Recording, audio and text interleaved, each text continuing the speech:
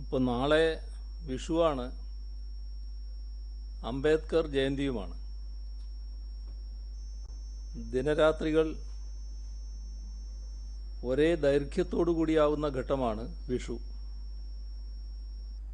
പകലിന് എത്ര നീളമുണ്ടോ അത്ര തന്നെ രാത്രിയും നീളും. പകലും രാത്രിയും തുല്യം.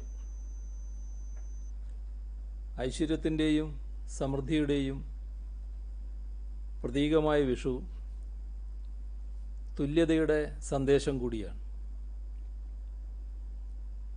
അതാണ് നമുക്ക് പകർന്നു തരുന്നത്. തുല്യതയ്ക്ക് വേണ്ടി, അതായത് സമത്വത്തിനു വേണ്ടി സ്വന്തം ജീവിതത്തെ പോരാട്ടമാക്കി മാറ്റിയ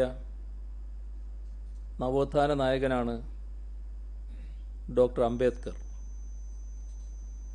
നമ്മുടെ ഭരണഘടനയിൽ സമഭാവനയുടേതായ അംശങ്ങൾ ഉൾച്ചേർക്കുന്നതിൽ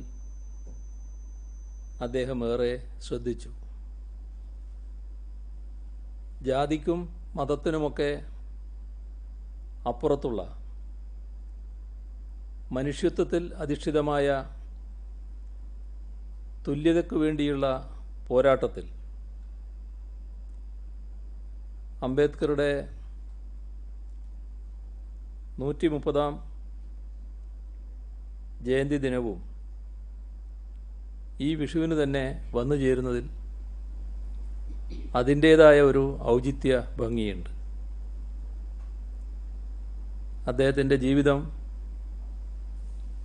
തുല്യതയ്ക്ക് വേണ്ടി പോരാടിയതായിരുന്നുവെന്ന് നമ്മുടെ രാജ്യത്തിന് ബോധ്യമുള്ള കാര്യമാണ്. എല്ലാവർക്കും വിഷു ആശംസകൾ, അംബേദ്കർ ജയന്തി ആശംസകൾ. വിഷു ആഘോഷത്തിൻ്റെ പ്രധാനമായൊരു ഭാഗം വിഷു കൈനീട്ടമാണ്. നമ്മുടെ നാട് അത്യസാധാരണമായ ഒരു പ്രതിസന്ധിയെ നേരിടുന്ന ഈ ഘട്ടത്തിൽ ഇത്തവണത്തെ വിഷു കൈനീട്ടം നാടിനു വേണ്ടിയാകട്ടെ എന്ന് ഓരോരുത്തരോടും അഭ്യർത്ഥിക്കുകയാണ്. മുഖ്യമന്ത്രിയുടെ ദുരിതാശ്വാസ നിധിയിലേക്ക് നൽകുന്ന സംഭാവനയാക്കി ഇത്തവണത്തെ വിഷു കൈനീട്ടത്തെ മാറ്റാൻ എല്ലാവരും, പ്രത്യേകിച്ച് നമ്മുടെ കുട്ടികൾ തയ്യാറാവും എന്ന് പ്രതീക്ഷിക്കുന്നു. കുട്ടികൾക്കാണ് മാതൃകകൾ സൃഷ്ടിക്കാൻ കഴിയുക. ഏപ്രിലിൽ തന്നെ വിശുദ്ധ റമദാൻ മാസം ആരംഭിക്കുകയാണ്.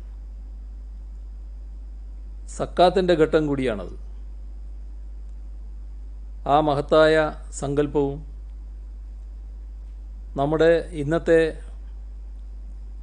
കടുത്ത പ്രതിസന്ധി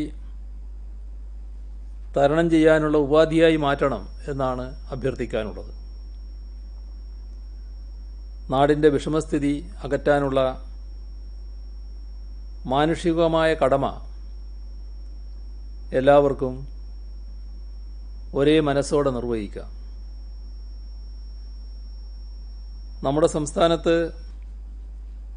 ഇന്ന് 3 പേർക്കാണ് കോവിഡ് ബാധ സ്ഥിരീകരിച്ചത്. കണ്ണൂർ ജില്ലയിൽ 2 പേർ, പാലക്കാട് 1. പോസിറ്റീവായവരിൽ 2 പേർ സമ്പർക്കം മൂലവും ഒരാൾ വിദേശത്ത് നിന്ന് വന്നതുമാണ്. 19 പേർക്ക് ഇന്ന് പരിശോധനാ ഫലം നെഗറ്റീവായി. കാസർഗോഡ് 12, പത്തനംതിട്ട, തൃശ്ശൂർ 3 വീതം, കണ്ണൂർ 1. ഇങ്ങനെയാണ് പരിശോധനാ ഫലം നെഗറ്റീവായത്. ഇതുവരെ 378 പേർക്കാണ് രോഗം സ്ഥിരീകരിച്ചത്. അതിൽ 178 പേർ ഇപ്പോൾ ചികിത്സയിലാണ്. സംസ്ഥാനത്ത് 1,12,183 പേരാണ് ഇപ്പോൾ നിരീക്ഷണത്തിലുള്ളത്. 1,11,468 പേർ വീടുകളിലാണ്. ആശുപത്രികളിൽ 715 പേരാണ്. 86 പേരാണ് ഇന്ന് ആശുപത്രിയിൽ പ്രവേശിപ്പിക്കപ്പെട്ടത്. ഇതുവരെ 15,683 സാമ്പിളുകളാണ് പരിശോധനയ്ക്ക് അയച്ചത്. 14,829 എണ്ണം രോഗബാധയില്ല എന്ന് ഉറപ്പാക്കിയിട്ടുണ്ട്. പുതുതായി രോഗം ബാധിക്കുന്നവരുടെ എണ്ണം കുറയുകയും സുഖപ്പെടുന്നവരുടെ എണ്ണം വർദ്ധിക്കുകയും ചെയ്യുന്ന സാഹചര്യം കേരളത്തിലുണ്ടായിട്ടുണ്ട്. ഇത് കണ്ട് നിയന്ത്രണങ്ങൾ ഒഴിവാക്കി കളയാം എന്ന ധാരണ ചില കേന്ദ്രങ്ങളിലെങ്കിലും രൂപപ്പെട്ടിട്ടുണ്ട്. ഇത് അപകടകരമാണ്. രാജ്യത്ത് ലോക്ക്ഡൗൺ തുടരുകയാണ്. തുറന്നുള്ള ദിവസങ്ങളിൽ എങ്ങനെ വേണമെന്നതിനെക്കുറിച്ച് പ്രധാനമന്ത്രി നാളെ രാവിലെ ജനങ്ങളോട് പറയുമെന്ന അറിയിപ്പും വന്നിട്ടുണ്ട്. അതിൻ്റെ അടിസ്ഥാനത്തിൽ സംസ്ഥാനത്ത് ആവശ്യമായ തീരുമാനങ്ങൾ എടുക്കും. നാം കാണേണ്ടത് ജാഗ്രതയിൽ തരിമ്പ് പോലും കുറവ് വരുത്താനുള്ള അവസ്ഥ നമ്മുടെ മുന്നിലില്ല. വൈറസിൻ്റെ വ്യാപനം എപ്പോൾ എവിടെയൊക്കെ ഉണ്ടാകുമെന്ന് പ്രവചിക്കാനാവില്ല. ആൾക്കൂട്ടവും അശ്രദ്ധയും അപകടം ക്ഷണിച്ചു വരുത്തും. സമൂഹവ്യാപനം എന്ന അത്യാപത്തും സംഭവിച്ചേക്കാം.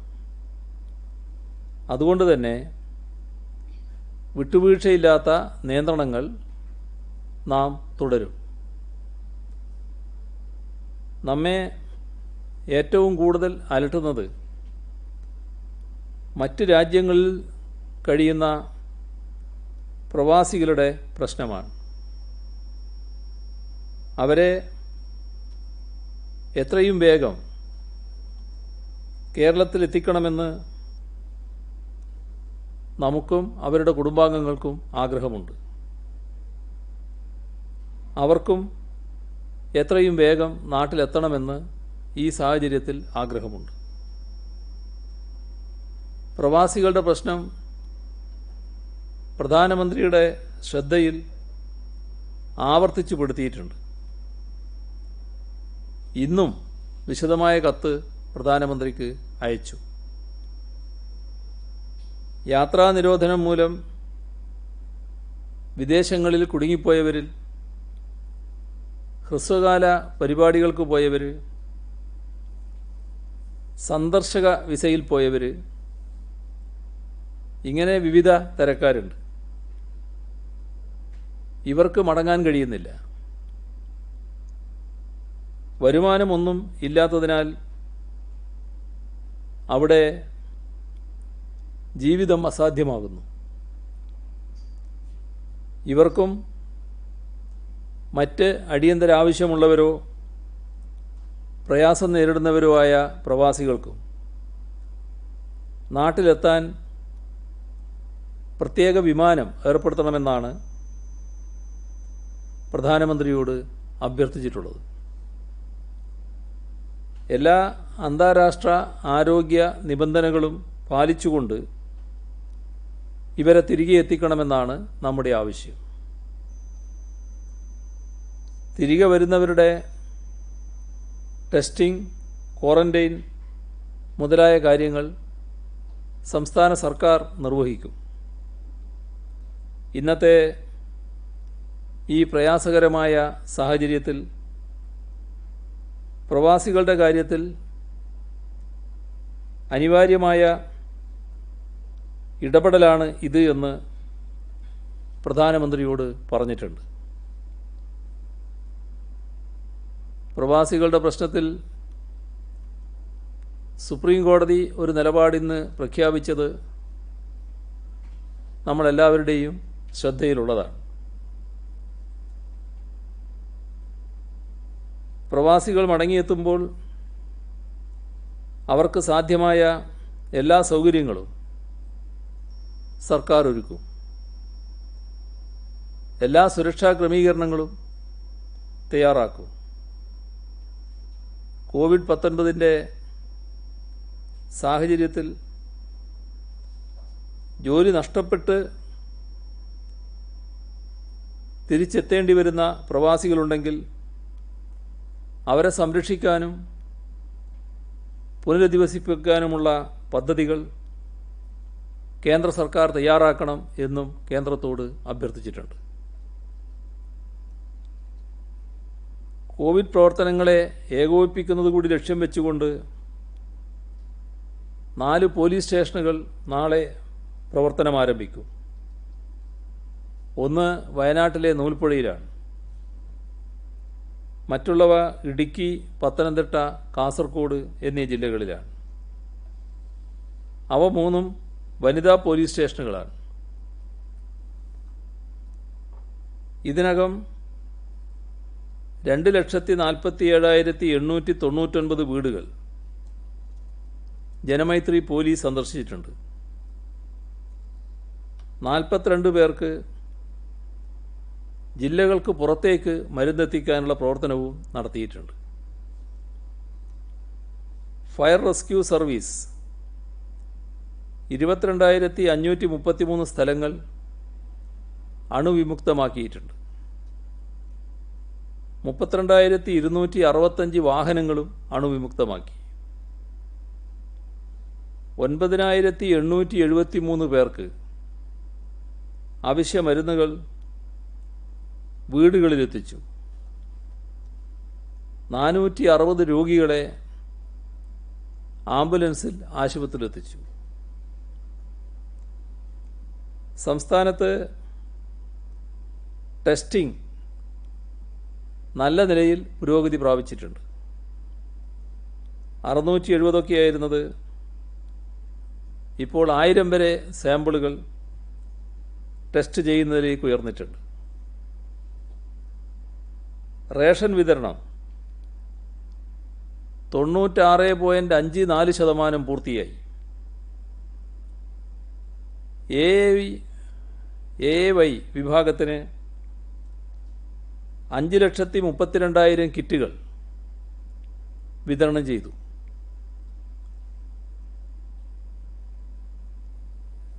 ലോക്ക്ഡൗണിൻ്റെ തുറന്നുള്ള സ്ഥിതി എങ്ങനെയെന്ന് നാളെ പ്രധാനമന്ത്രി പ്രഖ്യാപിക്കാനിരിക്കുകയാണ്. ജനങ്ങൾ ലോക്ക്ഡൗൺ അവസാനിക്കുകയാണെന്ന പ്രതീതിയിലെത്തിയോ എന്നൊരു സംശയം. കാരണം ഇന്ന് ജനങ്ങൾ കൂടുതലായി റോഡിലിറങ്ങുന്ന കാഴ്ചയാണ് കണ്ടത്. വിഷുത്തലേന്ന് ആയതുകൊണ്ടാവാം വടക്കൻ കേരളത്തിൽ ഇന്ന് വലിയ തിരക്ക് അനുഭവപ്പെട്ടത്. ഇത് ഗൗരവമായി കാണേണ്ട ഒരു കാര്യമാണ്. ഒരു കാരണവശാലും കൂടിച്ചേരലുകൾ, ജനങ്ങൾ വർദ്ധിക്കൽ, പൊതുസ്ഥലത്ത് കൂടുതൽ ആളുകൾ എത്തിച്ചേരൽ, ഇതൊന്നും അനുവദിക്കാൻ കഴിയുന്നതല്ല. ഡയാലിസിസ് രോഗികളെ ആശുപത്രിയിലേക്കും തിരികെയും എത്തിക്കുന്നതിന് സർക്കാർ സംവിധാനങ്ങളും സന്നദ്ധ സേവകരുടെ സേവനങ്ങളും ഉറപ്പാക്കും. തമിഴ്നാടുമായി അതിർത്തി പങ്കിടുന്ന സ്ഥലങ്ങളിൽ ആളുകൾ വിവിധ വഴികളിലൂടെ സഞ്ചരിക്കുന്നതായും അതിർത്തി കടക്കുന്നതായും വാർത്ത വരികയാണ്. കേരളത്തിനുള്ളിലേക്ക് ഇങ്ങനെ ധാരാളം ആളുകൾ വരുന്നതായി വാർത്തയുണ്ട്. ഇക്കാര്യത്തിൽ അടിയന്തര നടപടി എടുക്കണമെന്ന് നിർദ്ദേശിച്ചിട്ടുണ്ട്.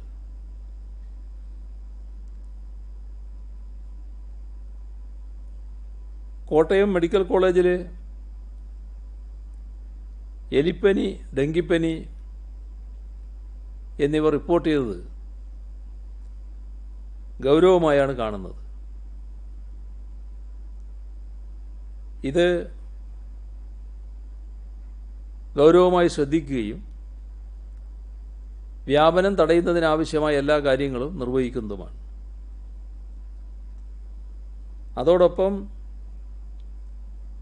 മാലിന്യ നിർമ്മാർജ്ജനം, കൊതുക് നശീകരണം തുടങ്ങിയ പരിപാടികൾ തീവ്രമായി നടപ്പാക്കണമെന്നും കണ്ടിട്ടുണ്ട്.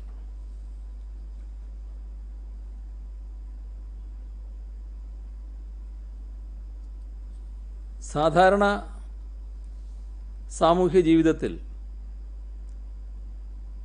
ലൈറ്റ് ആൻഡ് സൗണ്ട് സ്ഥാപനങ്ങൾ, പിന്നെ പന്തലുകൾ നിർമ്മിക്കുന്നവർ, ഇതൊക്കെ വലിയ പങ്ക് വഹിക്കാറുണ്ട്. ഇപ്പോൾ തുടർച്ചയായി അടച്ചിടുന്ന സ്ഥിതി വന്നപ്പോൾ ഇവർക്ക് വലിയ വിഷമം വന്നിട്ടുണ്ട്. അപ്പോൾ ചിലത് പ്രവർത്തിപ്പിച്ചില്ലെങ്കിൽ തകരാറായി പോവും. പന്തലിൻ്റെ സാധനങ്ങൾ ഒരിടത്ത് കൂട്ടിയിട്ട് ചതലോ മറ്റോ കാര്യമെങ്കിൽ അത് കുഴപ്പത്തിലായി പോവും. അതുപോലെ ചെറുകിട കമ്പ്യൂട്ടർ സ്ഥാപനങ്ങളിലെ ഉപകരണങ്ങളുണ്ട്. ഇതെല്ലാം പരിഗണിച്ചുകൊണ്ട് ആഴ്ചയിൽ 1-2 ദിവസം ഇത് തുറക്കുന്നതിനുള്ള അനുമതി നൽകാൻ കണ്ടിട്ടുണ്ട്. ലക്ഷദ്വീപുകാർ കേരളത്തിനകത്ത് ധാരാളം പേരുണ്ട്. അവർ വിവിധ കാര്യങ്ങൾക്ക് കേരളത്തെയാണ് ആശ്രയിക്കുന്നത്. വിദ്യാഭ്യാസത്തിന്, ഉന്നത വിദ്യാഭ്യാസത്തിന്, നമ്മുടെ സംസ്ഥാനത്തെ ആരോഗ്യ സ്ഥാപനങ്ങളിൽ ധാരാളം പേര്, ഇങ്ങനെ വിവിധ കാര്യങ്ങൾക്കായി അവരെത്തിച്ചേരുന്നുണ്ട്. അവർക്ക് ഇപ്പോഴുള്ള പ്രശ്നം, കുറച്ച് നാളായപ്പോൾ കയ്യിലുള്ള കാശ് തീർന്നിട്ടുണ്ട്. അപ്പോൾ ജീവിക്കാൻ വഴിയില്ലാത്ത അവസ്ഥ. അപ്പോൾ ലക്ഷദ്വീപുകാർക്കും ആവശ്യമായ ഭക്ഷണ സൗകര്യം നൽകണം എന്ന് തന്നെയാണ് കാണുന്നത്. അതുപോലെ വെറ്റില കൃഷിക്കാർ, അവർ ഈ വെറ്റില ആ വള്ളിയിൽ തന്നെ കടന്നാൽ നശിച്ചു പോകുന്നതിനിടയാവും. അപ്പോൾ ആഴ്ചയിൽ ഒരു ദിവസം വെറ്റില മാർക്കറ്റിലെത്തിക്കാനുള്ള സൗകര്യമൊരുക്കണമെന്ന് കണ്ടിട്ടുണ്ട്. സ്വർണ്ണപ്പണയം പല സ്ഥലത്തും എടുക്കുന്നില്ല. ഗ്രാമീണ ജനങ്ങളുടെ പെട്ടെന്നുള്ള ധനസ്രോതസ്സാണ് അവിടെ അടയുന്നത്. അപ്പോൾ സ്വർണ്ണപ്പണയ വായ്പ നൽകുന്ന വ്യവസ്ഥാപിത സ്ഥാപനങ്ങൾ പണയമെടുക്കുന്നത് ഉറപ്പിക്കാൻ ബാങ്കുകളുമായി സംസാരിക്കണമെന്ന് കണ്ടിട്ടുണ്ട്.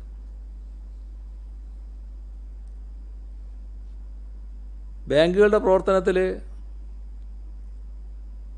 അപ്രൈസർമാരുണ്ട്. ഇപ്പോൾ അപ്രൈസർമാർ കുറച്ച് വിഷമത്തിലാണ്. അവർക്ക് വരുമാനം ഇല്ലാതായിട്ടുണ്ട്. അത് ബാങ്കുകൾ ശ്രദ്ധിക്കേണ്ടതാണ്. നമ്മുടെ ഈ പ്രതിരോധത്തിൽ മുന്നിൽ നിന്ന് പ്രവർത്തിക്കുന്നതാണ് തദ്ദേശഭരണ സ്ഥാപനങ്ങളും അതിലെ ജനപ്രതിനിധികളും. തദ്ദേശഭരണ സ്ഥാപനത്തിലെ ജീവനക്കാർ, തൊഴിലാളികൾ എല്ലാവരും ഏറെക്കുറെ 24 മണിക്കൂറും ഈ പ്രവർത്തനത്തിൽ മുഴുകി നിൽക്കുന്നവരാണ്. ആരോഗ്യ പ്രവർത്തകരോടൊപ്പം പൂർണ്ണമായി രംഗത്ത് തന്നെയുള്ളവരാണ്. അപ്പോൾ എത്ര അഭിനന്ദിച്ചാലും മതിവരാത്ത പ്രവർത്തനമാണ് തദ്ദേശഭരണ സ്ഥാപനങ്ങൾ ഈ ഘട്ടത്തിൽ കാഴ്ചവെച്ചിട്ടുള്ളത്.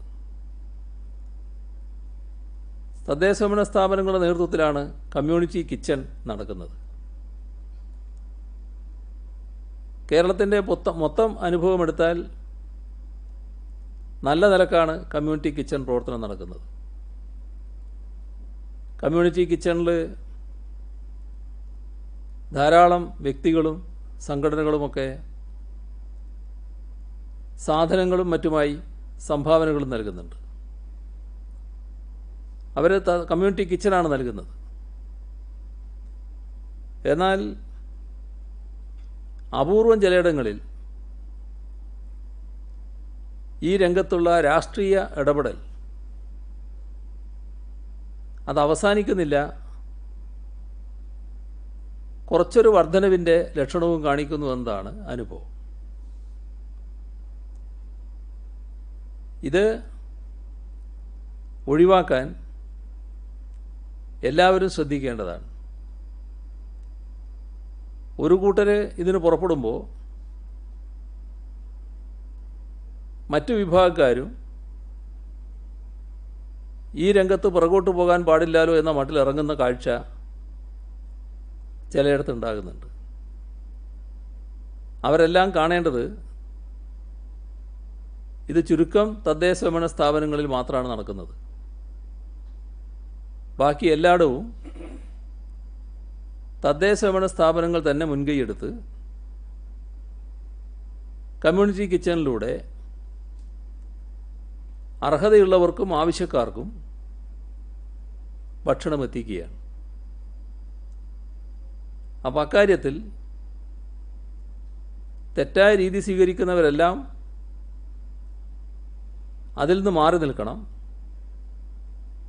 കമ്മ്യൂണിറ്റി കിച്ചൺ പ്രവർത്തനം ഫലപ്രദമായി നടത്താൻ എല്ലാ തദ്ദേശഭരണ സ്ഥാപനങ്ങളും സന്നദ്ധമാവണം. അതിനെ സഹായിക്കലാവണം എല്ലാ രാഷ്ട്രീയ പ്രസ്ഥാനങ്ങളും സംഘടനകളും ചെയ്യേണ്ടത്. നമ്മുടെ സംസ്ഥാന വനിതാ വികസന കോർപ്പറേഷൻ്റെ ഫണ്ടിംഗ് ഏജൻസികളാണ് ദേശീയ പിന്നോക്ക വിഭാഗ ധനകാര്യ വികസന കോർപ്പറേഷൻ, ദേശീയ പട്ടികജാതി ധനകാര്യ വികസന കോർപ്പറേഷൻ. ഈ രണ്ടും ആണ് വനിതാ വികസന കോർപ്പറേഷൻ്റെ ഫണ്ടിംഗ് ഏജൻസികൾ. ഈ രണ്ട് സ്ഥാപനങ്ങളും അവരുടെ CSR ഫണ്ടിൽ നിന്ന് 9,85,600 രൂപയുടെ ധനസഹായം കേരളത്തിന് അനുവദിച്ചിട്ടുണ്ട്. അത് 800 വ്യക്തിഗത സുരക്ഷാ യൂണിറ്റുകൾ ആരോഗ്യ പ്രവർത്തകർക്ക് വാങ്ങുന്നതിന് വേണ്ടിയാണ് ഈ തുക ഉപയോഗിക്കുക. വേറൊരു പ്രശ്നം, ഈ ഘട്ടത്തിൽ നമ്മുടെ സമൂഹം നേരത്തെ ഒഴിവാക്കിയൊരു പ്രവണത തിരിച്ചു കൊണ്ടുവരാനുള്ള ശ്രമമാണ്. അതാണ് തിരുവല്ലയിൽ കണ്ടത്. തിരുവല്ലയിൽ സൺഫ്ലവർ ഇറക്കാൻ വന്ന ലോറി അതിൽ നിന്ന് ചരക്കിറക്കണമെങ്കിൽ നോക്കുകൂലി വേണമെന്ന് ചിലർ നിർബന്ധിക്കുന്ന അവസ്ഥയുണ്ടായി. നോക്കുകൂലി സമ്പ്രദായത്തെ കേരളത്തിലെ എല്ലാ സംഘടിത തൊഴിലാളി യൂണിയനുകളും തള്ളിപ്പറഞ്ഞതും കേരളത്തിലുണ്ടായിരുന്ന ചിലയിടങ്ങളിലുണ്ടായിരുന്ന ആ സമ്പ്രദായം അവസാനിപ്പിച്ചതുമാണ്. ഏതെങ്കിലും ഒരാൾ ഈ പൊതുധാരണയിൽ നിന്ന് വ്യത്യസ്തമായി നോക്കുകൂലി ആവശ്യപ്പെടുന്ന നില വന്നാൽ ശക്തമായ നടപടിയെടുക്കാമെന്നുള്ളതാണ് പൊതുധാരണ. ഇവിടെ ഇത്തരമൊരു ഘട്ടത്തിൽ നോക്കുകൂലി വീണ്ടും പുനഃസ്ഥാപിക്കാൻ ശ്രമിക്കുന്നത് കയ്യും കെട്ടി നോക്കിയിരിക്കാനാവില്ല. ഫലപ്രദമായ നടപടി ഇക്കാര്യത്തിലുണ്ടാകണമെന്ന് പോലീസിന് നിർദ്ദേശം നൽകിയിട്ടുണ്ട്. ഇതൊരൊറ്റപ്പെട്ട സംഭവമല്ല. മറ്റ് ചില ചരക്കുകളും ചിലയിടത്ത് ഇറക്കാൻ ചെന്നപ്പോൾ നോക്കുകൂലി ആവശ്യപ്പെടുന്ന അവസ്ഥയുണ്ടായി എന്ന് റിപ്പോർട്ട് ചെയ്യപ്പെട്ടിട്ടുണ്ട്. അപ്പം അത്തരം വഴിവിട്ട നീക്കങ്ങൾ നടത്തുന്നവർ അതിൽ നിന്ന് മാറി നിൽക്കണം. അംഗീകൃത കൂലിക്ക് അർഹതയുണ്ടെങ്കിൽ മാത്രമേ അത് ലഭിക്കുകയുള്ളൂ. അനാവശ്യമായി ഒന്നും ആഗ്രഹിക്കുന്ന നില ആരിലും ഉണ്ടാകരുത്. അങ്ങനെ ഉണ്ടായാൽ അത് സമ്മതിക്കാതിരിക്കുന്നതിന് ശക്തമായ നടപടി വേണമെങ്കിൽ സ്വീകരിക്കണമെന്നാണ് നിർദ്ദേശിച്ചിട്ടുള്ളത്. ഇന്നലെ 208 വ്യാപാര സ്ഥാപനങ്ങളിൽ പരിശോധന നടത്തിയപ്പോൾ 96 സ്ഥലത്ത് അപാകതകൾ കണ്ടിട്ടുണ്ട്. അതുമായി ബന്ധപ്പെട്ട് ആവശ്യമായ നടപടികൾ സ്വീകരിക്കുന്നതാണ്.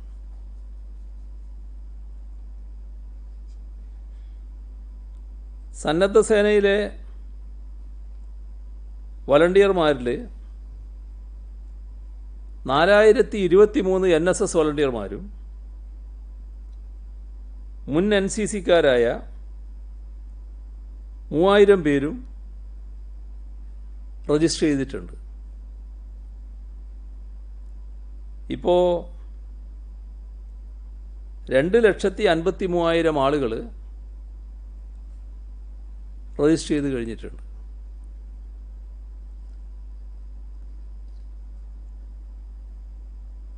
ചെകിടുമായി ബന്ധപ്പെട്ട് പ്രശ്നമുള്ളവർ, കേൾവി പ്രശ്നമുള്ളവർ, കോക്ലിയർ ഇംപ്ലാന്റ് റിപ്പയർ കടകൾ തുറക്കാത്തതുകൊണ്ട് ചില വിഷമങ്ങൾ അനുഭവിക്കുന്നുണ്ട്. അപ്പോൾ അത് തുറക്കുന്നതിന് അനുമതി നൽകാൻ തീരുമാനിച്ചിട്ടുണ്ട്. വിദ്യാഭ്യാസ സ്ഥാപനങ്ങൾ അടഞ്ഞു കിടക്കുന്നത് വിദ്യാർത്ഥികളുടെ പഠനത്തെ ബാധിക്കാൻ പാടില്ല എന്നാണ് കണ്ടിട്ടുള്ളത്. അതിന് ചില ക്രമീകരണങ്ങൾ സർക്കാർ വരുത്തിയിട്ടുണ്ട്. 1 മുതൽ 10 വരെ ക്ലാസ്സുകളിലെ മലയാളം, ഇംഗ്ലീഷ്, തമിഴ്, കന്നഡ മീഡിയം പുസ്തകങ്ങൾ ഓൺലൈനിൽ ലഭ്യമാക്കിയിട്ടുണ്ട്. അതിനു പുറമെ ഹയർ സെക്കൻഡറി 1ഉം 2ഉം വർഷ പാഠപുസ്തകങ്ങൾ, പ്രീ പ്രൈമറി കുട്ടികൾക്കുള്ള പ്രവർത്തന കാർഡുകൾ, അധ്യാപകർക്കുള്ള കൈപ്പുസ്തകങ്ങൾ, ഇതെല്ലാം NCERT വെബ്സൈറ്റിൽ നിന്ന് ഡൗൺലോഡ് ചെയ്തെടുക്കാനുള്ള സൗകര്യം ഏർപ്പെടുത്തിയിട്ടുണ്ട്. ടെക്സ്റ്റ് പുസ്തകങ്ങളുടെ അച്ചടി 75% പൂർത്തിയായിട്ടുണ്ട്. ബാക്കി പൂർത്തിയാക്കാൻ വേണ്ട അനുമതികൾ നൽകും. സ്കൂളുകളുടെ അറ്റകുറ്റപ്പണി പെട്ടെന്ന് നടത്തി ഫിറ്റ്നസ് സർട്ടിഫിക്കറ്റ് വാങ്ങാൻ കഴിയണം. അതിന് പണി നടത്താനുള്ള അനുമതി നൽകുന്നതാണ്. ഹൈക്കോടതികളും സുപ്രീം കോടതിയും വീഡിയോ കോൺഫറൻസ് വഴിയാണ് കേസുകൾ നടത്തുന്നത്. അപ്പോൾ ഇതിന് തയ്യാറെടുക്കേണ്ട അഡ്വക്കറ്റുമാർക്ക് അവരുടെ ഓഫീസ് ചുരുക്കം ആളുകളെ വെച്ച് പ്രവർത്തിപ്പിക്കേണ്ടി വരും. അതിന് അനുവാദം നൽകിയിട്ടുണ്ട്. ഈ ഘട്ടത്തിൽ കേന്ദ്ര കമ്പനികാര്യ മന്ത്രാലയം ഇറക്കിയൊരു സർക്കുലറുണ്ട്. അതനുസരിച്ച് മുഖ്യമന്ത്രിയുടെ ദുരിതാശ്വാസ നിധിയോ COVID-19 നേരിടാനുള്ള സംസ്ഥാന റിലീഫ് ഫണ്ടുകളോ കമ്പനീസ് ആക്ടിലെ CSR ഫണ്ടിന് അർഹമല്ല. പക്ഷേ പിന്നീട് ഇറക്കിയ വിശദീകരണക്കുറിപ്പിൽ PM കെയർസ് ഫണ്ടിനെ CSR ഫണ്ടിന് അർഹതയുള്ളവയുടെ പട്ടികയിൽപ്പെടുത്തിയിട്ടുണ്ട്. കമ്പനി നിയമത്തിലെ 7-ാം ഷെഡ്യൂൾ പ്രകാരം പ്രധാനമന്ത്രിയുടെ ദുരിത നിവാരണ ഫണ്ടും അവശ വിഭാഗങ്ങളുടെ ഉന്നമനത്തിന് കേന്ദ്രം രൂപീകരിക്കുന്ന ഫണ്ടും CSR യോഗ്യതയുള്ളതാണ്. ഇതിൽ പ്രകടമായ അപാകതയാണുള്ളത്. മുഖ്യമന്ത്രിയുടെ ദുരിതാശ്വാസ നിധിയെ കൂടി CSR ഫണ്ടിന് അർഹതയുള്ള പട്ടികയിലേക്ക് മാറ്റണമെന്ന് പ്രധാനമന്ത്രിയോട് കത്തിലൂടെ ആവശ്യപ്പെട്ടിട്ടുണ്ട്. ഫെഡറൽ സംവിധാനത്തിൽ പൊതു ആവശ്യത്തിന് സംസ്ഥാനങ്ങൾ രൂപീകരിക്കുന്ന ദുരിതാശ്വാസ ഫണ്ടിനെ CSRന്റെ പരിധിയിൽ നിന്ന് ഒഴിവാകുന്നത് ഫെഡറൽ തത്വങ്ങൾക്ക് നിരക്കുന്നതല്ല. സംസ്ഥാനങ്ങളുടെ സാമ്പത്തിക ഞെരുക്കം വർദ്ധിപ്പിക്കുന്ന ഈ നടപടി തിരുത്തണമെന്ന് കത്തിലൂടെ പ്രധാനമന്ത്രിയോട് അഭ്യർത്ഥിച്ചു.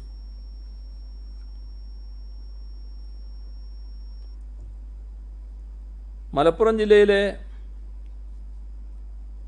തിരൂരിൽ പൂർത്തിയാകുന്ന ശിഹാബ് തങ്ങൾ മെമ്മോറിയൽ ആശുപത്രി COVID-19 പ്രതിരോധ പ്രവർത്തനങ്ങൾക്ക് വിട്ടു നൽകാമെന്ന് ഇന്ത്യൻ യൂണിയൻ മുസ്ലിം ലീഗ് സംസ്ഥാന അധ്യക്ഷൻ സയ്യിദ് ഹൈദരലി ശിഹാബ് തങ്ങൾ അറിയിച്ചിട്ടുണ്ട്.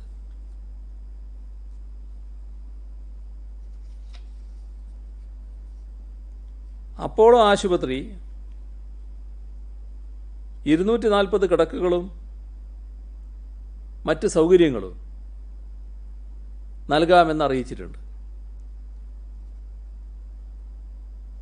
ചെങ്ങന്നൂരിൽ പൂർത്തിയാകുന്ന doctor KM Cherian institute of medical sciences ആശുപത്രിയും ICU, വെന്റിലേറ്റർ സംവിധാനങ്ങളുമടക്കം COVID-19 പ്രതിരോധത്തിന് വിട്ടു നൽകാമെന്ന് managing director father Alexander Koodarathil അറിയിച്ചിട്ടുണ്ട്. Kozhikode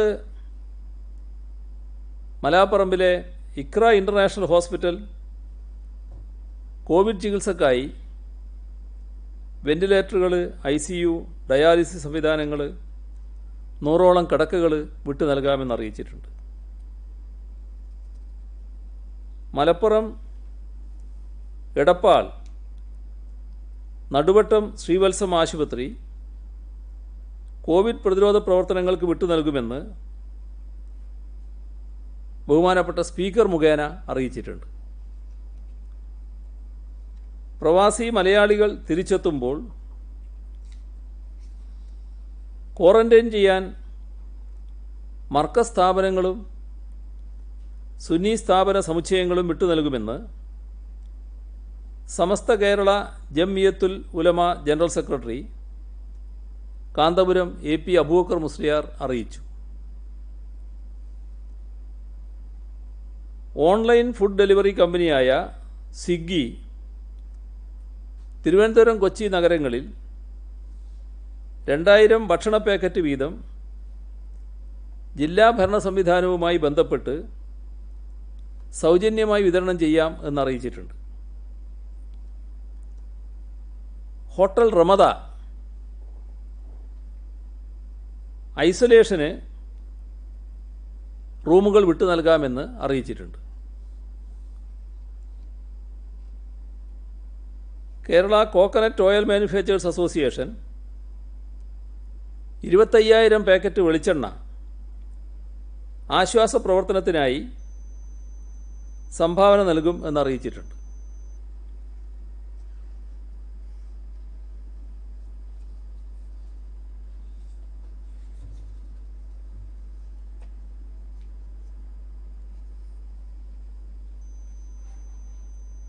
coordination of Islamic കോളേജസിനോട് affiliate ചെയ്ത 90 വാഫി വഹിയ കോളേജുകളുടെ ഹോസ്റ്റൽ സൗകര്യം കോവിഡ് പ്രതിരോധ പ്രവർത്തനങ്ങൾക്ക് വിട്ടു നൽകാമെന്ന് അറിയിച്ചിട്ടുണ്ട്. മുൻ പ്രധാനമന്ത്രി ശ്രീ ദേവഗൗഡ നേരത്തെ നമ്മുടെ സംസ്ഥാനത്തെ രോഗികൾക്ക് കർണാടകയിൽ അടിയന്തര ചികിത്സ ലഭിക്കുന്നതിന് പ്രധാനമന്ത്രിയോടും കർണാടക സർക്കാരിനോടും ബന്ധപ്പെട്ട് സംസാരിച്ചിരുന്നു. ഇപ്പോൾ അദ്ദേഹം മുഖ്യമന്ത്രിയുടെ ദുരിതാശ്വാസ നിധിയിലേക്ക് 1,00,000 രൂപ സംഭാവന നൽകിയിട്ടുണ്ട്. അദ്ദേഹത്തോടുള്ള നന്ദി പ്രത്യേകം രേഖപ്പെടുത്തുന്നു. സുപ്രീം കോടതി മുൻ ജഡ്ജിയും ലോകായുക്തയുമായ ജസ്റ്റിസ് സിറിയക് ജോസഫ് 2,00,000 രൂപയും ഉപലോകായുക്ത ജസ്റ്റിസ് AK ബഷീർ 1,01,000 രൂപയും നൽകിയിട്ടുണ്ട്. അമൃതാനന്ദമയി മഠം 3 കോടി രൂപ നൽകിയിട്ടുണ്ട്. സംസ്ഥാന പിന്നോക്ക വിഭാഗ വികസന കോർപ്പറേഷൻ 2 കോടി രൂപ നൽകിയിട്ടുണ്ട്. ആലപ്പുഴ ജില്ലാ പഞ്ചായത്ത് 1 കോടി രൂപ. Kerala state homeopathy cooperative pharmacy limited 50 ലക്ഷം രൂപ. സർക്കാർ ജോലി ലഭിച്ച 195 കായിക താരങ്ങൾ 1 മാസത്തെ വേതനം സംഭാവന നൽകി. യുവജന കമ്മീഷൻ ചെയർപേഴ്സണും 13 അംഗങ്ങളും 1 മാസത്തെ ഓണറേറിയം സംഭാവന നൽകി. Kerala state homeopathy cooperative pharmacy limited, അത് ഞാൻ പറഞ്ഞു, Chalavara higher secondary school management അധ്യാപകരും ജീവനക്കാരും 47 ലക്ഷം രൂപ സംഭാവന നൽകിയിട്ടുണ്ട്. ഇപ്പോൾ നാടിൻ്റെ നാനാഭാഗത്തു നിന്നും CMDRFിലേക്ക് സംഭാവന പ്രവഹിക്കുകയാണ്. ഇതിലേറ്റവും പ്രധാനപ്പെട്ട ഒരു കാര്യം ഇതിൻ്റെ കൂടെ ശ്രദ്ധയിൽപ്പെടുത്താനുള്ളത്, വയനാട് മുള്ളംകൊല്ലിയിലുള്ള ഒരു മരച്ചീനി കർഷകൻ ശ്രീ റോയി ആൻ്റണി, അദ്ദേഹത്തിൻ്റെ വിളവെടുപ്പിലൂടെ ലഭിച്ച 2 ലക്ഷം രൂപ മുഖ്യമന്ത്രിയുടെ ദുരിതാശ്വാസ നിധിയിലേക്ക് സംഭാവന നൽകിയിരിക്കുകയാണ്. നാടിൻ്റെ പ്രതിസന്ധി ഘട്ടത്തിൽ താങ്ങായി നിൽക്കാൻ തയ്യാറാകുന്ന എല്ലാ നല്ല മനസ്സുകൾക്കും നന്ദി അറിയിക്കുന്നു. ഇത്രയാണ് ഇന്ന് പറയാനുള്ളത്. ഇന്നലെ ഇന്നുമായിട്ട് നമുക്ക് 53 പേരുടെ രോഗം ഭേദമായി. 1,71,000 വരെ പോയ നിരീക്ഷകരുടെ എണ്ണം 12ആയി കുറഞ്ഞു. അതായത് നമ്മളുടെ ലോക്ക്ഡൌൺ വിജയകരമായി എന്ന് ഈ കണക്കുകൾ തെളിയിക്കില്ല. അതുകൊണ്ട് തന്നെ ഈ കേന്ദ്രത്തിന്റെ തീരുമാനം വന്ന ശേഷം ഈ ഹോട്ട്സ്പോട്ട് അല്ലാത്ത ജില്ലകളിൽ നമുക്ക് ഈ ഒരു കണക്കെടുത്ത് വെച്ചിട്ട് ഈ ഹോട്ട്സ്പോട്ട് അല്ലാത്ത ജില്ലകളിൽ ചില ഇളവുകൾ കൂടി പ്രതീക്ഷിക്കാം. ഇത്തരമൊരു സ്ഥിതിയുടെ പൂർണ്ണമായ ക്രെഡിറ്റ് നമ്മുടെ സംസ്ഥാനത്തെ ജനങ്ങൾക്ക് അവകാശപ്പെട്ടതാണ്. കാരണം ഒരടച്ചിരിക്കേണ്ടി വരിക എന്ന് പറയുമ്പോഴുള്ള പ്രയാസം നമുക്കെല്ലാവർക്കും അറിയാം. എന്നാൽ അവരത് പൂർണ്ണമായ തോതിൽ പാലിക്കാൻ തയ്യാറായി. അതുണ്ടാക്കിയ മാറ്റം ചെറുതല്ല. അതിന് ജനങ്ങളെ ആകെ ഇതുമായി സഹകരിച്ച മുഴുവൻ പേരെയും ഈ ഘട്ടത്തിൽ അഭിനന്ദിക്കുകയാണ്. എന്നാൽ നേരത്തെ പറഞ്ഞതുപോലെ നമ്മുടെ ജാഗ്രത കൈവിടത്തക്ക ഒരു സാഹചര്യവും വന്നിട്ടില്ല. അതാണ് കണക്കുകളൊക്കെ വ്യക്തമാക്കുന്നത്. ആ കാര്യം പ്രധാനമന്ത്രിയുടെ പ്രഖ്യാപനത്തിന് ശേഷം എന്താണ് അദ്ദേഹം പറയുന്നത് നോക്കാം. അതിനുശേഷം നമ്മുടെ സംസ്ഥാനത്ത് എന്തൊക്കെ നടപടികൾ സ്വീകരിക്കേണ്ടതുണ്ട് എന്ന കാര്യങ്ങൾ നിങ്ങൾ മുഖേനയാണല്ലോ പറയുക. അപ്പോൾ നമുക്ക് അതിൻ്റെ കൂടുതൽ വിശദാംശങ്ങളിലേക്ക് പോകാം. ഇപ്പോൾ പോകുന്നത് കുറച്ച് മണിക്കൂറുകൾക്ക് മുൻപാകും. അത് വേണ്ടെന്നാണ് തോന്നുന്നത്. ഈ പരിശോധനയുടെ കാര്യം പറഞ്ഞു. ഇന്നിപ്പോൾ ഏതാണ്ട് 1000-ത്തിനടുത്തിരിക്കുന്നു സംസ്ഥാനത്തെ പരിശോധന എന്നുള്ളത്. തുടക്കത്തിൽ നമ്മൾക്ക് വേഗതയുണ്ടായിരുന്നു, ഇതേ വേഗത അല്ലെങ്കിൽ ഇതിന്റെ തൊട്ട് താഴെയുള്ള ഒരു വേഗത ഉണ്ടായിരുന്നു. പക്ഷേ മറ്റു സംസ്ഥാനങ്ങൾ അന്ന് ഇത്രത്തോളം പരിശോധന നടത്തിയിരുന്നില്ല. പക്ഷേ ഇപ്പോൾ വരുമ്പോൾ മഹാരാഷ്ട്ര പ്രതിദിനം 3500-ലധികം പരിശോധനകൾ നടത്തുന്നു. തൊട്ട് ഡൽഹി, രാജസ്ഥാൻ തുടങ്ങിയ സംസ്ഥാനങ്ങളും വലിയ തോതിൽ പരിശോധന നടത്തുന്നുണ്ട്. നമ്മളുടെ അപ്പോൾ ഈ നിലയിലുള്ള ഒരു കുറവ് തുടർന്ന് മറ്റു വിദേശ രാജ്യങ്ങളിൽ നടക്കം ആളുകൾ ഇങ്ങോട്ട് വരാനിരിക്കുകയാണ്. അപ്പോൾ അത് സാരമായി ബാധിക്കില്ലേ? ഇതിൽ പരിശോധനയ്ക്ക് ആവശ്യമായിട്ടുള്ള കിറ്റുകൾ അത് നല്ല രീതിയിൽ നമ്മുടെ കയ്യിലുണ്ടാവണം. അത് ഉണ്ടാവുക എന്നത് വളരെ പ്രധാനമായി കണ്ടുകൊണ്ട് നടപടിയാണ് നമ്മൾ സ്വീകരിച്ചു വന്നത്. കേന്ദ്ര ഗവൺമെൻറ്റിൽ നിന്നാണ് അത് നമുക്ക് ആവശ്യത്തിന് ലഭിക്കേണ്ടിയിരുന്നത്. അത് ലഭിക്കണം എന്ന് നമ്മൾ ആഗ്രഹിക്കുന്നതോടൊപ്പം തന്നെ നേരിട്ടത് ലഭ്യമാക്കുന്നതിനുള്ള ചില ശ്രമങ്ങളും നമ്മൾ നടത്തുകയുണ്ടായി. പക്ഷേ നമ്മൾ വിചാരിക്കുന്ന വേഗതയിൽ ആ സാധനങ്ങൾ ലഭിക്കുന്നില്ല എന്നൊരവസ്ഥയുണ്ട്. അതിൻ്റെതായ ഒരു പ്രശ്നം നമ്മൾ നേരിടുന്നുണ്ട്. മഹാരാഷ്ട്രയിലൊക്കെ അവർക്ക് തന്നെ കമ്പനിയുണ്ട്. അവരുൽപ്പാദിപ്പിക്കുന്നത് മറ്റെവിടെയും കൊടുക്കേണ്ടെന്ന് ഒരു നിലപാട് ആ കമ്പനി അങ്ങ് എടുത്താൽ അവർക്ക് തന്നെ കിട്ടുന്ന നില വരും. അങ്ങനത്തെ അവസ്ഥ നമ്മുടെ ഇവിടെ ഇല്ല. പ്രവാസികളെ കൊണ്ടുവരാൻ വേണ്ടി ചില കാര്യങ്ങൾ ചെയ്യുന്നുണ്ട്. പ്രധാനമന്ത്രിക്ക് അടക്കം കത്തയക്കുന്നുണ്ട്. ഈ പ്രവാസികൾ തിരികെ വരികയാണെങ്കിൽ എത്രത്തോളം പേർ വരാൻ സാധ്യതയുണ്ടെന്നൊരു വിലയിരുത്തൽ സംസ്ഥാന സർക്കാരിനുണ്ടോ? അങ്ങനെ വരികയാണെങ്കിൽ തന്നെ അവരെ എയർപോർട്ടിൽ നിന്ന് തന്നെ നിരീക്ഷണത്തിലേക്ക് മാറ്റാൻ ആവശ്യമായ ക്രമീകരണങ്ങളും അതിന്റെ സജ്ജീകരണങ്ങളും നമ്മൾ ഒരുക്കിയിട്ടുണ്ട്. എത്ര പേര് വരുമെന്നൊരു വിലയിരുത്തൽ ഇപ്പോഴില്ല. സാധാരണ നിലക്ക് പെട്ടെന്ന് വരാൻ സാധ്യതയുള്ളത് അവിടെ ഇപ്പോൾ നാട്ടിലേക്ക് വരാൻ തയ്യാറായി നിൽക്കുന്നവരുണ്ട്. അത് നേരത്തെ ഞാൻ പറഞ്ഞതുപോലെ താൽക്കാലിക വിസയിൽ പോയവർ, സന്ദർശക വിസയിൽ പോയവർ, പിന്നെ ചില ജോലിയൊക്കെ പ്രതീക്ഷിച്ച് പോയി ജോലി കിട്ടിയില്ല, അപ്പോൾ ഇങ്ങോട്ട് വരണം എന്ന് ചിന്തിക്കുന്നവർ, ചില ജോലിയുടെ ഭാഗമായി അവിടെ നിന്ന് അതിൻ്റെ വിഷമം വന്നു ഇനി നാട്ടിലേക്ക് വരണം എന്നാഗ്രഹിക്കുന്നവർ, പിന്നെ കുടുംബമായി താമസിക്കുന്നവരിൽ ഗർഭിണികളായിട്ടുള്ള സ്ത്രീകൾ ഇങ്ങോട്ട് വരണമെന്ന് ആഗ്രഹിക്കുന്നുണ്ട്. ഇങ്ങനെയെല്ലാമുള്ള ഒരു വിഭാഗമാണ് ഇപ്പോൾ ഇങ്ങോട്ട് വരാൻ തയ്യാറെടുക്കുക എന്നാണ് കരുതുന്നത്. അത്തരം ആളുകൾ വരുന്നതിന് വേണ്ട സൗകര്യം ഏർപ്പെടുത്തുക, അതാണ് ഇപ്പോഴത്തെ യാത്രാ വിഷമം കൊണ്ട് തടസ്സപ്പെട്ട് നിൽക്കുന്നത്. അതിന് വിമാനം അയച്ച് അവരെ കൊണ്ടുവരാൻ തയ്യാറാവണം എന്നാണ് പ്രധാനമന്ത്രിയോട് നമ്മൾ ആവശ്യപ്പെട്ടത്. അങ്ങനെ ആവശ്യപ്പെട്ടതിൻ്റെ ഭാഗമായി അവർ വരികയാണെങ്കിൽ ആ വന്നതിന് ശേഷം ഇവിടെ വേണ്ട ക്രമീകരണങ്ങൾ ഉണ്ടാക്കാൻ, സുരക്ഷാ ക്രമീകരണങ്ങൾ ഉണ്ടാക്കാൻ നമുക്ക് സാധിക്കും. അതിന് വിഷമമില്ല. അവരെ പരിശോധിച്ച് രോഗമുണ്ടോ എന്ന് പരിശോധിച്ച് അതിൻ്റെ ഭാഗമായി ക്വാറന്റൈൻ ചെയ്യേണ്ടതാണെങ്കിൽ ക്വാറന്റൈൻ ചെയ്ത്, ആശുപത്രിയിൽ പോകേണ്ടതാണെങ്കിൽ ആശുപത്രിയിൽ വിട്ട് അതിനെല്ലാമുള്ള സൗകര്യങ്ങൾ നമുക്കുണ്ടാക്കാൻ സാധിക്കും. അതാണ് അതുമായി ബന്ധപ്പെട്ടുള്ളത്. പിന്നെ മറ്റൊരു ഘട്ടമാണ്. ആ ഘട്ടം നമുക്കിപ്പോൾ പറയാൻ പറ്റുന്നതല്ല. അത് ഓരോ രാജ്യത്തും എങ്ങനെയൊക്കെ ഇത് ബാധിക്കുമെന്നത് നമ്മളാരും പ്രവചന ശക്തിയുള്ളവരല്ലാലോ. അങ്ങനത്തെ അവസ്ഥ വന്നാൽ എന്ത് എന്നുള്ളത് ആ ഘട്ടത്തിൽ നമ്മൾ ആലോചിക്കേണ്ട കാര്യമാണ്.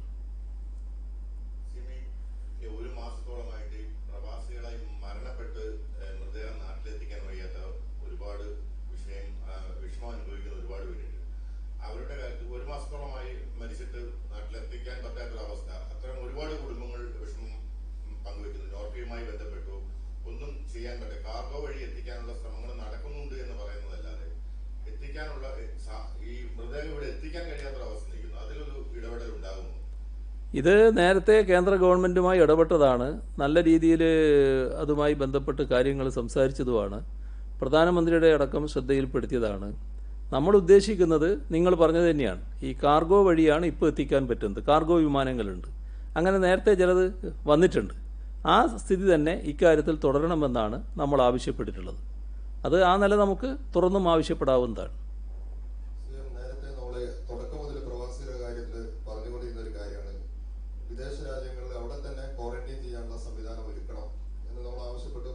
അവിടുത്തെ എംബസികൾക്ക് കത്തയച്ചു, പ്രധാനമന്ത്രിയെ നമ്മൾ ധരിപ്പിച്ചതാണ്. അപ്പോൾ ഇപ്പോൾ വരുന്ന ചില വാർത്തകൾ UAE-യിലൊക്കെ അങ്ങനെ അവിടുത്തെ സ്കൂളുകളിലൊക്കെ സംവിധാനം ഉണ്ടാക്കി വരും. നമുക്ക് എന്തെങ്കിലും ഔദ്യോഗികമായി എന്തെങ്കിലും വിവരം കിട്ടിയിട്ടുണ്ടോ? അങ്ങനെ അവിടെ തന്നെ പ്രവാസികളെ ക്വാറന്റൈൻ ചെയ്യാനുള്ള സംവിധാനങ്ങൾ ഒരുക്കുന്നുണ്ടെന്നുള്ളത്. UAE-യിലൊക്കെ സാധാരണ നമ്മുടെ രാജ്യത്തുള്ള ആൾക്കാരോട് പ്രത്യേക നിലയിൽ തന്നെ നല്ല കരുതലോടെ അവരിടപെടുന്ന സ്ഥിതിയാണ് എല്ലാ കാലത്തും ഉണ്ടായിട്ടുള്ളത്. നമ്മുടെ മലയാളി കമ്മ്യൂണിറ്റിയോട് ഒരു പ്രത്യേക ബന്ധം തന്നെ പുലർത്തി വരുന്നവരാണ് സാധാരണ UAE-യിലുള്ളവർ. അറബ് ലോകത്ത് ആകെ തന്നെ നമ്മളെ സമൂഹം വ്യാപിച്ചു കിടക്കുകയാണല്ലോ. അപ്പോൾ അവിടെ ഏതെങ്കിലും തരത്തിലുള്ള ഒരു ഭേദചിന്തയുണ്ട് എന്ന് നമ്മൾ തെറ്റിദ്ധരിക്കരുത്. അങ്ങനെ ഒരു ഭേദചിന്ത അവിടെയില്ല. അവിടുത്തെ പൗരനോ മറ്റൊരു പൗരനോ എന്ന നില നോക്കാതെ തന്നെ രോഗം ബാധിച്ചവരെ ചികിത്സിക്കാനുള്ള സൗകര്യങ്ങളാണ് അവരൊരുക്കുന്നത്. ആ സൗകര്യങ്ങൾ ഒരുക്കുന്നതിൽ അവരുടെ സാധ്യതക്കനുസരിച്ചുള്ള കാര്യങ്ങളാണ് അവർ ചെയ്യുന്നത്. അക്കാര്യത്തിൽ മറ്റെന്തെങ്കിലും ചെയ്യേണ്ടതുണ്ടോ എന്നുള്ളത് നമുക്ക് നേരിട്ട് ബന്ധപ്പെട്ട് ചെയ്യുന്നതിന് വളരെയധികം പരിമിതിയുണ്ട്. അതിൽ ചില ഇടപെടലുകൾ ഇപ്പോൾ ഇന്ത്യൻ എംബസി നടത്തിക്കൊണ്ടിരിക്കുന്നുണ്ട്. അത് അവിടുത്തെ ഗവൺമെൻറ്റുമായി ബന്ധപ്പെട്ടാണ്. ഗവൺമെൻറ്റിൻ്റെ കൂടി അഭിപ്രായം മാനിച്ചുകൊണ്ടുള്ള ഇടപെടലേ എംബസിക്കും അവിടെ നടത്താൻ കഴിയുകയുള്ളൂ. അപ്പോൾ അതിൽ നമ്മൾ വല്ലാതെ വേവലാതിപ്പെടേണ്ടതില്ല എന്നാണ് തോന്നുന്നത്. ആവശ്യമായ എല്ലാ ഇടപെടലുകളും രാജ്യവും എംബസിയും നടത്തുന്നുണ്ട്. ഇടപെടണം എന്ന് കേന്ദ്രത്തോട് നമ്മൾ ആവശ്യപ്പെട്ടിട്ടുമുണ്ട്. നേരത്തെ കഴിഞ്ഞ തവണ മറുപടി പറഞ്ഞിരുന്നു പ്രതിപക്ഷ നേതാവിന്റെ ഒരു ആരോപണം, ഈ ഡാറ്റ ബേസുകൾ ഈ കോവിഡ് നിരീക്ഷണത്തിലുള്ളവരുടെ ഡാറ്റ US കമ്പനി സ്പ്രിംഗ്ലർക്ക് കൈമാറുന്നെന്ന്. അന്ന് പറഞ്ഞു ഇത് ഒരു സുതാര്യമാണ്, സൗജന്യമാണ്, യാതൊരു തരത്തിലുള്ള പണവും ഈടാക്കുന്നില്ല. ഇപ്പോൾ അവര് സ്പ്രിംഗ്ലറിലെ വെബ്സൈറ്റിലേക്ക് ഈ വിവരം അപ്ലോഡ് ചെയ്യേണ്ട, പകരം നമ്മുടെ സർക്കാരിന്റെ വെബ്സൈറ്റിലേക്ക് മതി എന്നുള്ള രീതിയിൽ പുതിയ ഉത്തരവ് എന്തെങ്കിലും എടുത്തിട്ടുണ്ടോ? അല്ലെങ്കിൽ അത്തരത്തിലൊരു തീരുമാനത്തിലേക്ക് നമ്മൾ വന്നിട്ടുണ്ടോ? അതിൻ്റെ സാങ്കേതിക വിവരങ്ങൾ അവരുമായി ബന്ധപ്പെട്ട് തന്നെ ചോദിക്കുന്നതാണ് നല്ലത്. ഞാനിപ്പോൾ പറയുന്നതല്ല ശരി. അതുമായി ബന്ധപ്പെട്ട വിവരങ്ങൾ അവർ തരും.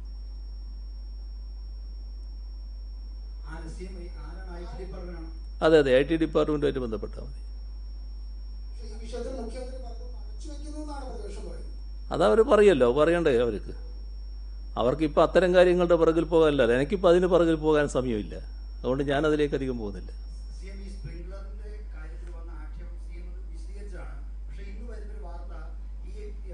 www.homevisit.in ആ വിവരങ്ങൾ ആ സൈറ്റിലേക്ക് അപ്ലോഡ് ചെയ്യാൻ മതി എന്ന് പറഞ്ഞിട്ടാണ് ഇപ്പോൾ പ്രചരിപ്പിക്കുന്നത്. അത് ശരിയാണോ? അല്ലെങ്കിൽ സർക്കാർ എന്തെങ്കിലും നേരത്തെയുള്ള തീരുമാനത്തിൽ മാറ്റം വരുത്തിയിട്ടുണ്ടോ?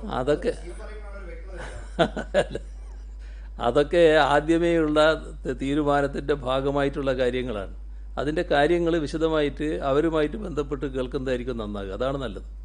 പക്ഷേ ഇതിനകത്ത് നമ്മൾ ഫ്രീ ആണെന്ന് പറയുമ്പോൾ കുറെ സംശയങ്ങൾ ബാക്കി ചെയ്യും. അവരുടെ സൈറ്റിൽ നമ്മുടെ നേട്ടങ്ങളൊക്കെ അവരുടേതാണെന്ന് പറയുന്നു. അവരുടെ സേവനം ഫ്രീ ആണെന്ന് പറയുമ്പോൾ അത് അവർ മിസ്യൂസ് ചെയ്യപ്പെടാനുള്ള സാധ്യതയുണ്ട്. മാത്രമല്ല ഇത് ഡാറ്റ ഇപ്പോൾ വിലപ്പെട്ട ഒരു സംഭവമാണ്. ആ ഡാറ്റ നമ്മൾ ഫ്രീ ആയിട്ട് അവരുടെ സേവനം എന്ന് പറയുമ്പോൾ അവർ ഏത് രീതിയിൽ ഇത് മിസ്യൂസ് ചെയ്യുന്നുള്ളൊരു സംശയം, അത്തരത്തിലുള്ള ഒരുപാട് സംശയമില്ലേ? ഇതുമായി ബന്ധപ്പെട്ട് മറ്റ് സംശയങ്ങൾക്ക് അടിസ്ഥാനമില്ല. അതാണ് എനിക്ക് വ്യക്തമാക്കാനുള്ളത്. മറ്റു കാര്യങ്ങൾ യഥാർത്ഥ സംശയമാണെങ്കിൽ ആ സംശയം തീർക്കാൻ ഈ തരത്തിൽ ബന്ധപ്പെട്ടാൽ മറുപടി കിട്ടും. ഉച്ചോട്ട് നമ്മൾ ബന്ധപ്പെടുന്നുണ്ട് IT സെക്രട്ടറിയോടൊക്കെ ചോദിച്ചിട്ട് CM എന്ന് പറയുന്നത്. അപ്പം ഇനിയിപ്പം ഇന്ന് തന്നെ ക്ലാരിഫൈ ചെയ്യാൻ വേണ്ടി അദ്ദേഹത്തിനോട് പറയുമോ അതോ? അത് ഞാൻ പത്രസമ്മേളനം നടത്തുമ്പോൾ എന്തെങ്കിലും പറയുന്നുണ്ടോ എന്നുള്ളത് കൊണ്ട് അദ്ദേഹം പറഞ്ഞതായിരിക്കും. ഞാൻ ഏതായാലും അതിൻ്റെ വിശദാംശങ്ങളിലേക്ക് കടക്കുന്നില്ല. അത് അദ്ദേഹം തന്നെ വ്യക്തമാക്കും. CM-നാണ് ഈ IT വകുപ്പിന്റെ ചുമതല. അതുകൊണ്ട് ചോദിക്കുകയാണ്, ഇതിലെന്തെങ്കിലും കരാറുണ്ടായിരുന്നു? അങ്ങനെ ഉണ്ടായിരുന്നെങ്കിൽ ആരുമായിട്ടായിരുന്നു അത് ഒപ്പിട്ടതെന്ന് CM-ന് അറിയാം? ഞാൻ പറയേണ്ടിടത്തോളം പറഞ്ഞു. എനിക്ക് മറ്റു കാര്യങ്ങൾ നിങ്ങൾ ആ ചോദ്യങ്ങളൊക്കെ കഴിഞ്ഞിട്ട് വരിക, അന്നേരം പറയാം. ഈ രോഗവ്യാപനത്തിന് തുടക്കത്തിൽ മദ്യശാലകൾ അടച്ചിടണം എന്നൊരു ആവശ്യം ഉയർന്നിരുന്നു. അന്ന് ഈ വിഡ്രോവൽ സിൻഡ്രോം, പ്രത്യാഘാതങ്ങൾ എന്നൊക്കെ പറഞ്ഞാണ് സർക്കാർ നടപടി നീട്ടിക്കൊണ്ടുപോയത്. ഇപ്പോൾ ഇത്ര ദിവസമായി. ഇപ്പോൾ ഈ മദ്യപരുടെ ആസക്തി കുറഞ്ഞിട്ടുണ്ടോ? അല്ലെങ്കിൽ മദ്യശാലകൾക്ക് ഇളവ് തേടുന്നത് സംബന്ധിച്ച് സർക്കാർ എന്തെങ്കിലും നീക്കം നടത്തുന്നുണ്ടോ? മദ്യാസക്തി കുറഞ്ഞു എന്നൊന്നും പറയാൻ പറ്റുന്ന കാര്യമല്ല. കാരണം മദ്യാസക്തിയുടെ ഭാഗമായിട്ടുള്ള ആത്മഹത്യയൊക്കെ നമ്മൾ കണ്ടതാണല്ലോ. പക്ഷേ നാട്ടിൽ കിട്ടുന്ന വിവരം വലിയ തോതിൽ കള്ളവാറ്റ് വർദ്ധിക്കുന്നു എന്നാണ്. ആ കള്ളവാറ്റ് തടയുന്നതിനുള്ള നടപടികൾ വലിയ തോതിൽ എക്സൈസും മറ്റും നടത്തുന്നുണ്ട്. പക്ഷേ അവരുടെ എല്ലാം കണ്ണിനപ്പുറത്തും കാര്യങ്ങൾ നിർവഹിക്കാൻ പല മാർഗങ്ങളും സ്വീകരിക്കുന്നുവെന്നാണ് കേൾക്കുന്നത്. അത്തരമൊരു പ്രശ്നം നിലനിൽക്കുന്നുണ്ട്.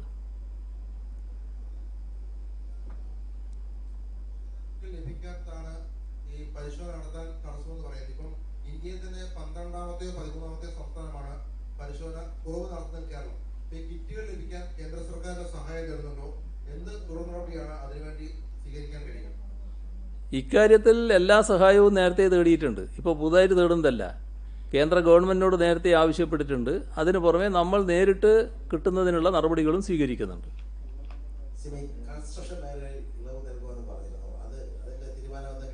അതൊക്കെ നാളേക്ക് ശേഷം പറയുന്നതാണ് നല്ലത്. അത് നാളത്തെ രാവിലെ കഴിഞ്ഞിട്ട് നമുക്ക് സംസാരിക്കാം എന്തൊക്കെയാണ് നമുക്ക് ചെയ്യാൻ പറ്റുക എന്നുള്ളത്.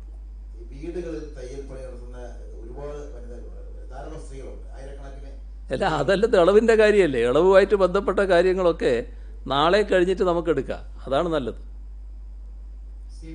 അന്തർദേശീയ വിമാന സർവീസ് തുടങ്ങുന്നതിനെ പറ്റി, അതായത് പ്രവാസികളെ തിരികെ എത്തിക്കുന്നതിനെ പറ്റി കേന്ദ്രത്തിന് മുന്നിൽ സംസ്ഥാന സർക്കാർ മുമ്പോട്ട് വെച്ച നിലപാട് എന്താണെന്ന് ഒന്നുകൂടെ നോക്കാം. ആ നിലപാട് വ്യക്തമാണല്ലോ. ഞാൻ നേരത്തെ പറഞ്ഞില്ലേ, അത് അന്താരാഷ്ട്ര ആരോഗ്യ മാനദണ്ഡങ്ങൾ അനുസരിച്ച് മാത്രമേ നടപടികൾ സ്വീകരിക്കാനാവൂ. ഇവരെ കൊണ്ടുവരുന്നതിന് സാധാരണ നിലക്ക് വേണ്ടത് ഇവിടുന്ന് നമ്മുടെ വിമാനം അവിടെ പോയി ആളുകളെ കൊണ്ടുവരില്ല. ഇന്നത്തെ സാഹചര്യത്തിൽ മറ്റ് വിമാനങ്ങൾ ഓടാത്ത സാഹചര്യത്തിൽ അതിന് തയ്യാറാകണമെന്നാണ് ഒരഭ്യർത്ഥന നടത്തിയത്. മറ്റേ നടപടികൾ ആരംഭിക്കുമ്പോൾ വരുന്ന ആളുകളെ നമ്മൾ സ്വീകരിക്കാൻ തയ്യാറാണ് എന്നും അറിയിച്ചിട്ടുണ്ട്. കേരളത്തില് ഈ നമുക്കിപ്പോൾ വ്യവസായ സ്ഥാപനങ്ങൾ പലതും പ്രവർത്തിക്കുന്നില്ല. അപ്പൊ ഈ കറണ്ട് ചാർജ് ഇനത്തില് ഈ പ്രവർത്തിച്ചാലും ഇല്ലെങ്കിലും ഫിക്സഡ് ചാർജ് എന്നൊരു ചാർജ് ഇവർക്ക് എല്ലാവർക്കും കൊടുക്കേണ്ടി വരുന്നുണ്ട്. അപ്പോൾ ഇതര സംസ്ഥാനങ്ങളിൽ അത് ഒഴിവാക്കി കൊടുത്തിട്ടുണ്ട്. കേരളത്തിൽ അത്തരം എന്തെങ്കിലും ഒരു ആനുകൂല്യം ഇപ്പോൾ അടഞ്ഞുകിടക്കുന്ന സ്ഥാപനങ്ങളിൽ നിന്ന് പരിഗണിക്കും? ഇപ്പോൾ ഈ ഘട്ടത്തിൽ ആരിൽ നിന്നും ഈടാക്കുന്ന നില എടുക്കില്ല എന്നുള്ളത് തന്നെയാണ് നേരത്തെ വ്യക്തമാക്കിയിട്ടുള്ളത്. നാളെ പ്രധാനമന്ത്രിയുടെ പ്രഖ്യാപനം വന്നാൽ നമുക്ക് അന്ന് തന്നെ കേരളത്തിൽ നിലപാട് പ്രഖ്യാപിക്കുമോ അതോ മറ്റന്നാൾ ക്യാബിനറ്റിലേ ഉള്ളോ? അത് പ്രഖ്യാപനം കേട്ടിട്ട് നമുക്ക് പറയാം എന്താണെന്നുള്ളത്. നാളെ പ്രഖ്യാപനം വരട്ടെ, എന്നിട്ട് നമുക്ക് തീരുമാനിക്കാം. ഈ നോർക്ക ഇതിനോടകം ഗൾഫ് രാജ്യങ്ങളിലെ ഹെൽപ്പ് ഡെസ്ക് രൂപീകരിക്കുകയും അവിടുത്തെ അംബാസഡർമാരെ CM തന്നെ ബന്ധപ്പെടുകയും ചെയ്തു. ഈ എന്തുമാത്രം മലയാളി പോപ്പുലേഷനിൽ അവിടെയുള്ള പ്രവാസികളിൽ ഈ കോവിഡ് ബാധ ഉണ്ടായിട്ടുണ്ടെന്നുള്ളതിനെ കുറിച്ചുള്ള എന്തെങ്കിലും വല്ല വിവരം നമ്മുടെ സ്റ്റേറ്റിനുണ്ടോ? അതുമായിട്ട് എന്തെങ്കിലും ഇൻഫർമേഷൻസ് ഉണ്ടോ? അങ്ങനെ പൂർണ്ണമായൊരു കണക്ക് നമ്മുടെ കയ്യിലില്ല. എന്നാൽ അത്യാവശ്യം ചില ആളുകൾ നമ്മളെ ബന്ധപ്പെടുന്നതുമായി ബന്ധപ്പെട്ടുള്ള വിവരങ്ങളാണ് നമ്മുടെ കയ്യിലുള്ളത്. പിന്നെ നമ്മുടെ അവിടെയുള്ള എല്ലാ നമ്മുടെ സാമൂഹ്യ സംഘടനകളുണ്ടല്ലോ, ആ സംഘടനകളുടെ പ്രതിനിധികളെല്ലാം കൂടി യോജിച്ചാണ് ഇപ്പോൾ കാര്യങ്ങൾ നീക്കുന്നത്. അതിനാണ് നോർക്കയും സർക്കാരും വലിയ പ്രാധാന്യം കൊടുത്തത്. കാരണം യോജിച്ച് കാര്യങ്ങൾ നീക്കണമെന്നുള്ളത്. അതിനെ അവർ തയ്യാറായിട്ടുണ്ട്. ആ നിലക്കുള്ള നടപടികളാണ് നീങ്ങുന്നത്. അതിൻ്റെ ഭാഗമായി ഇന്ത്യൻ കോൺസുലേറ്റിനെ അവർ തന്നെ ബന്ധപ്പെട്ട് കാര്യങ്ങൾ നീക്കുന്ന നിലയാണ് വന്നിട്ടുള്ളത്. ലോക്ക്ഡൌൺ ഇപ്പം മുൻപോട്ട് പോവുകയാണല്ലോ. ഈ കിഫ്ബി വഴി ചില പദ്ധതികൾ, പ്രത്യേകിച്ച് റോഡ് നിർമ്മാണം, മലയോര ഹൈവേ, നാഷണൽ ഹൈവേയിൽ ഇപ്പോൾ നിലവിൽ പണി നടക്കുന്നുണ്ട്. അത്തരത്തിൽ ഈ ഗതാഗതം കുറഞ്ഞ ഘട്ടത്തിൽ യന്ത്രവൽകൃത സാധനങ്ങൾ ഉപയോഗിച്ചുകൊണ്ട് തന്നെ ഈ റോഡ് നിർമ്മാണം മുൻപോട്ട് കൊണ്ടുപോകാനുള്ള എന്തെങ്കിലും നടപടികൾ ഉണ്ടാകുക, പെട്ടെന്ന് വേഗത്തിലാക്കുകയാണെങ്കിൽ അത്രയും പൊതുജനങ്ങൾക്ക് പിന്നീട് ഈ പ്രശ്നങ്ങൾ ഇല്ലാതാവുന്ന ഒരു സാഹചര്യം ഉണ്ടാവും. അതൊക്കെ ലോക്ക്ഡൗണുമായി ബന്ധപ്പെട്ട് പ്രധാനമന്ത്രി പ്രഖ്യാപിക്കുന്ന കാര്യങ്ങളുടെ തുടർച്ചയായി പറയേണ്ട കാര്യങ്ങളാണ്. അത് ഞാൻ പറഞ്ഞു, നാളെ അദ്ദേഹം പറയട്ടെ. അതിനുശേഷം നമുക്ക് സംസ്ഥാനത്ത് എന്തൊക്കെ കാര്യങ്ങൾ നടപ്പാക്കാനാവും എന്നത് ഓരോന്നിൻ്റെയും വിശദാംശങ്ങളിലേക്ക് കടന്നുകൊണ്ട് നമുക്ക് സംസാരിക്കാം. പലതവണ ഈ പത്രസമ്മേളനത്തിൽ വളരെ കർശനമായി പറഞ്ഞൊരു കാര്യമുണ്ട്, സ്വകാര്യ ആശുപത്രികളിൽ ജീവനക്കാരുടെ പെരുമാറ്റം. ഇന്ന് എറണാകുളത്ത് നിന്ന് വരുന്ന വാർത്ത, മെഡിക്കൽ ട്രസ്റ്റിലെ നഴ്സുമാരെ നിർബന്ധിതമായി അവധിയെടുക്കാൻ പറഞ്ഞു. തിരുവനന്തപുരത്ത് അനന്തപുരി ആശുപത്രി അവിടെ അവധിയെടുക്കാൻ പറഞ്ഞു. ഇത് സ്വകാര്യ ആശുപത്രി മാനേജ്മെന്റുകൾ ഇങ്ങനെ തുടരുകയാണ്. അവരെ നിലയ്ക്ക് നിർത്താൻ എന്തെങ്കിലും ഒരു നടപടി ഉണ്ടാകും? സ്വകാര്യ ആശുപത്രികളുമായി ബന്ധപ്പെട്ട് ഈ നമ്മുടെ പ്രവർത്തനങ്ങളിൽ, കേരളത്തിൻ്റെ ആരോഗ്യ പ്രവർത്തനങ്ങളിൽ സ്വകാര്യ ആശുപത്രികൾ വളരെ പ്രധാനപ്പെട്ട പങ്കാണ് വഹിച്ചു പോരുന്നത്. ഇപ്പോൾ നിങ്ങൾ പേര് പറഞ്ഞ ആശുപത്രികളൊക്കെ നമ്മുടെ കേരളത്തിൽ ഏറ്റവും പ്രധാനപ്പെട്ട സേവനം നടത്തി വരുന്ന ആശുപത്രികളാണെന്ന് നമുക്കെല്ലാവർക്കും അറിയാം. ഇപ്പം ചില പ്രശ്നങ്ങൾ വന്നിട്ടുണ്ട്. അതിൻ്റെ ഭാഗമായി ഒരു ഭാഗത്ത് വന്നത് സാധാരണ നിലക്കുള്ള രോഗികളുടെ വരവിന് കുറവ് വന്നിട്ടുണ്ട്. അത് യാത്രക്കും മറ്റുമുള്ള ബുദ്ധിമുട്ട് കാരണമാണ്. അപ്പം സർക്കാർ കാണുന്നത് ഈ കോവിഡിൻ്റെ ഭാഗമായി ചികിത്സിക്കേണ്ട രോഗങ്ങൾ മാറ്റിവെക്കാൻ പാടില്ല. ചിലത് മാറ്റിവെക്കാൻ പറ്റുന്നുണ്ടാവും, അത് മാറ്റിവെക്കാം. പക്ഷേ സാധാരണ നിലക്ക് തന്നെ ആശുപത്രിയിൽ പോകേണ്ടതും ഡോക്ടറെ കാണേണ്ടതും ഒക്കെ ആയിട്ടുള്ള കാര്യങ്ങൾ അത് തുറന്നു പോകേണ്ടതായിട്ടുണ്ട്. അത് സ്വകാര്യ ആശുപത്രികളുമായി ബന്ധപ്പെട്ട് കാര്യങ്ങൾ നീക്കാൻ സർക്കാർ ആഗ്രഹിക്കുകയാണ്. ഓരോ സ്വകാര്യ ആശുപത്രിയെയും എങ്ങനെ ഇതിൻ്റെ ഭാഗമാക്കാം, അതിൽ 2 തരം നടപടികളെടുക്കാൻ പറ്റും. ഒന്ന്, കോവിഡുമായി ബന്ധപ്പെട്ട് ഏത് തരത്തിൽ ആശുപത്രിയുടെ ഒരു ഭാഗം ഉപയോഗിക്കാം, അത് കോവിഡിന് വേണ്ടി മാറ്റിവെക്കുന്ന സ്ഥലമായിരിക്കും. മറ്റത് സാധാരണ നിലക്കുള്ള ആശുപത്രിയുടെ പ്രവർത്തനം അവിടെ മറ്റ് കാര്യങ്ങൾക്ക് വേണ്ടി നടത്താം. അത് വളരെ സീരിയസ് ആയിട്ടുള്ള കേസുകൾ അവർ സാധാരണ നോക്കുന്നുണ്ടാവും, അത്ര സീരിയസ് അല്ലാത്ത കേസുകളും ഉണ്ടാവും. അപ്പം ചിലത് മാറ്റിവെക്കേണ്ടത് ചിലപ്പോൾ മാറ്റിവെക്കാൻ കഴിയുമെന്ന് വരും. എന്നാൽ അത്തരം കാര്യങ്ങൾ കൃത്യമായി പരിശോധിച്ച് പോകുന്നുള്ളൊരു സംവിധാനം വേണം. അതോടൊപ്പം തന്നെ സ്വകാര്യ ആശുപത്രികളെ ബന്ധിപ്പിച്ചുകൊണ്ട് നമുക്ക് മറ്റൊരു വിപുലമായ പ്രവർത്തന മേഖല നടത്താനാവും. ഇപ്പോൾ കേരളത്തിലാകെ നമ്മുടെ പ്രായമായവർ, രോഗികൾ ഇങ്ങനെ വീടുകളിലാണല്ലോ ഇപ്പോൾ ഉള്ളത്. അപ്പോൾ അവർക്ക് ഡോക്ടർമാരുമായി ബന്ധപ്പെടേണ്ടതുണ്ടാവും. അങ്ങനെ ബന്ധപ്പെടേണ്ട ഡോക്ടറെ അവർക്ക് നേരിട്ട് കിട്ടാനിപ്പോൾ വിഷമമുണ്ട്. കാരണം പ്രായമായവർ ഈ കോവിഡിൻ്റെ ഭീതിയിൽ വീട്ടിൽ തന്നെ ഒരു ക്വാറന്റൈനിൽ കഴിയുകയാണ്. അപ്പോൾ അങ്ങനെയുള്ളവരെ ടെലി മെഡിസിൻ എന്ന മാർഗത്തിലൂടെ നമുക്ക് ബന്ധപ്പെടാൻ പറ്റും. ടെലിഫോണിലൂടെ കാര്യങ്ങൾ സംസാരിക്കുന്നതിന് ഡോക്ടർമാരെ ചുമതലപ്പെടുത്താൻ പറ്റും. ആ സംസാരത്തിലൂടെ ആ ഡോക്ടർക്ക് തോന്നുകയാണ് ഈ രോഗിയെ കാണേണ്ടതുണ്ട് എന്ന് തോന്നിയാൽ ഡോക്ടർക്ക് അവിടെ എത്താൻ പറ്റണം. അപ്പോൾ അതിന് ഉദ്ദേശിക്കുന്നത് ഒരു മൊബൈൽ ക്ലിനിക്ക്, ഒരു ഡോക്ടർ, ഒരു സ്റ്റാഫ് നഴ്സ്, ഒരു പാരാമെഡിക്കൽ സ്റ്റാഫ് എല്ലാം കൂടിയുള്ള മറ്റ് ക്ലിനിക്കിന് ആവശ്യമായിട്ടുള്ള സാധനങ്ങളും എല്ലാം കൂടി ഒരു മൊബൈൽ ക്ലിനിക്ക് ഇദ്ദേഹത്തിൻ്റെ വീട്ടിലേക്ക് എത്തുന്നു. അവിടെ പരിശോധന നടത്തി കാര്യങ്ങൾ നടത്തുക. ഇത് നമ്മുടെ എല്ലാ തദ്ദേശഭരണ സ്ഥാപനങ്ങളിലും വേണ്ടി വരും. അപ്പോൾ ഇതിനൊക്കെ ഓരോ സ്ഥലത്തെയും പ്രൈമറി ഹെൽത്ത് സെൻ്ററിനെ തന്നെ ഉപയോഗിക്കുക എന്ന് പറഞ്ഞാൽ അത്രത്തോളം ഡോക്ടർമാർ നമുക്കുണ്ടാവില്ല. അപ്പോൾ പ്രൈവറ്റ് ആശുപത്രികളിലെ ഡോക്ടർമാരെ കൂടി ഉപയോഗിച്ചുകൊണ്ട് വേണം ഇത് നടത്താൻ. അങ്ങനെയുള്ള കാര്യങ്ങൾക്ക് കൂടി അവരെ ഉപയോഗിക്കണം എന്നാണ് കാണുന്നത്. നമ്മളൊരു മഹായുദ്ധത്തിലാണല്ലോ ഏർപ്പെട്ടിട്ടുള്ളത്. അപ്പോൾ എല്ലാവരുടെയും സഹകരണം നമുക്ക് വേണം. ഈ തരത്തിൽ സ്വകാര്യ ആശുപത്രികളെ കൂടി പങ്കാളിത്തം ഉറപ്പുവരുത്താനാണ് നടപടികൾ എടുത്തുകൊണ്ടിരിക്കുന്നത്.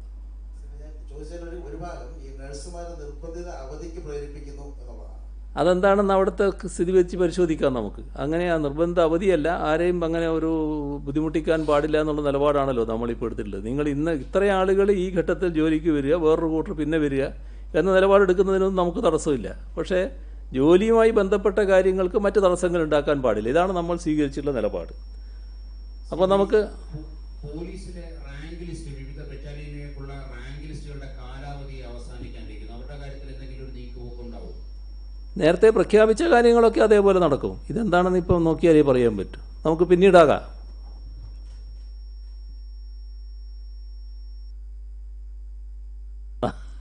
നാളത്തെ കാര്യം, നാളെ റിവ്യൂ മീറ്റിംഗ് ഇല്ല. പിന്നെ പ്രത്യേകമായി കാണേണ്ട സാഹചര്യം ഉണ്ടെങ്കിൽ നിങ്ങളെ അറിയിക്കുക, അതാ നല്ലത്.